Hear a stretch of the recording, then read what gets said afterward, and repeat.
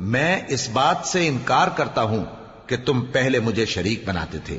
بے شک جو ظالم ہیں ان کے لیے درد دینے والا عذاب ہے۔ اور جو ایمان لائے اور عمل نیک کرتے رہے وہ بہشتوں میں داخل کیے جائیں گے جن کے نیچے نہریں بہہ رہی ہیں۔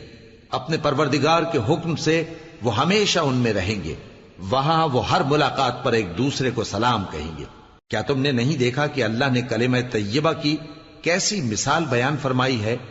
وہ ایسی ہے جیسے پاکیزہ درخت جس کی جڑ مضبوط ہو اور شاخیں آسمان میں پھیلی ہوں۔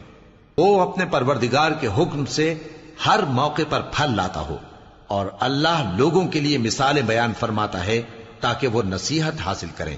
اور ناپاک بات یعنی غلط عقیدے کی مثال ناپاک درخت کی سی ہے کہ وہ زمین کے اوپر ہی سے اکھیڑ کر پھینک دیا جائے، اس کو ذرا بھی قرار و ثبات نہیں۔